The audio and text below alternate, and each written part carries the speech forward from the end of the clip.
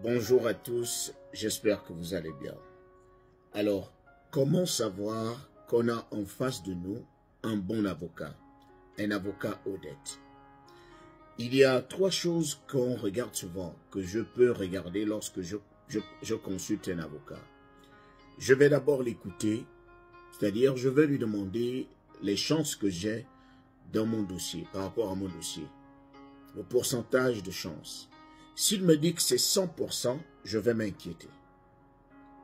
Je vais sérieusement m'inquiéter parce que ce n'est pas à l'avocat de me donner le visa. Ce n'est pas à l'avocat de me donner la carte verte. Mais je sais que les gens vont dire, s'il te dit 100%, c'est par rapport à la confiance qu'il a en lui-même. Oui, c'est vrai. Mais tout ne repose pas entre les mains d'un avocat.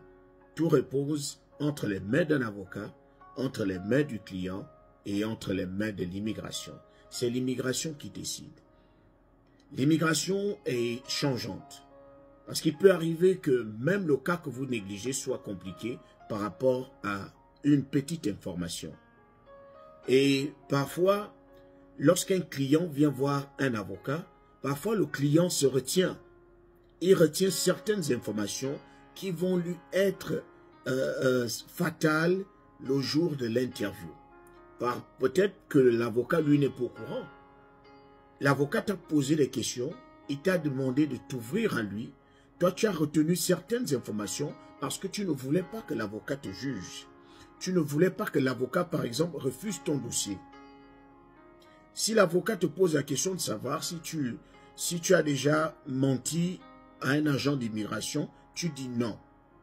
L'avocat, en remplissant tes documents, va fonctionner par rapport à tes réponses. Mais imagine que lorsque vous allez à l'interview, on découvre que tu as déjà menti. L'avocat va se dédouaner.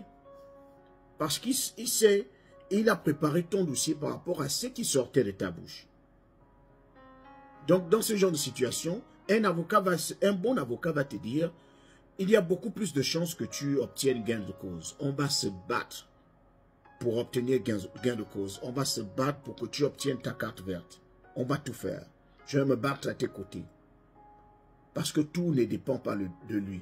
Ce n'est pas à l'avocat de venir te poser les questions le jour de l'interview pour être sûr que tu auras forcément la carte verte. Parce qu'il faudra que toi également, tes efforts soient impliqués. Je sais que beaucoup de gens veulent forcément des bons avocats, mais n'oubliez pas, il y a un bon avocat, il y a aussi un bon client. Le travail repose aussi sur vous. La façon dont vous irez vous comporter le jour J. Donc, le tout n'est pas de dire, je veux un bon coaching. Je suis sûr que si je fais le coaching avec tel ou tel gars, je vais forcément obtenir. Ce n'est pas lui qui donne les visas. Lui, il va faire son travail en te coachant proprement. Mais le reste du travail, c'est chez toi. Alors, un bon avocat, c'est aussi celui qui est disponible pour ses clients. Il est anormal. Si vous voyez que vous avez loué un avocat, vous essayez de le joindre, ça fait 2 semaines, vous lui écrivez, vous lui envoyez des messages, il ne répond pas. Ce n'est pas un bon signe. Parce que vous ne connaissez pas le domaine. C'est lui le spécialiste. C'est lui qui est censé vous rassurer. C'est lui qui est censé vous dire, non, ne panique pas, ça arrive. Ne panique pas, ça prend un peu de temps. Ne panique pas, calme-toi. C'est rien. Même s'il y a le silence, c'est rien, c'est sûr, c'est en bon train. Mais lorsqu'un avocat ne répond pas à ses clients ou à son client, ça fait paniquer, ça cause un grand stress au client. Parce que le client va se dire, non seulement je n'ai pas de réponse de la part de l'immigration, de la part de mon avocat, je n'arrive même pas. Et il ne saura vraiment pas quoi faire. Donc, il doit être disponible à vous répondre à n'importe quel moment, juste pour vous rassurer. Moi, je me rappelle, lorsque j'avais loué mon avocat, il y avait des moments où je craquais parce que je voulais qu'on me réponde en temps et en heure. Et il arrivait, lorsque je lui écris, au moment où il est peut-être indisponible, lorsqu'il se libère, il me répond, il me dit, calme-toi, tu n'as pas besoin de paniquer, je gère. Ça arrive. Attends, on va attendre leur réponse. Je leur ai déjà écrit. C'est comme ça. Il est censé vous calmer. vous êtes censé aussi lui faire confiance. Le troisième point, c'est qu'un bon avocat doit avoir du temps pour vous, pour votre dossier.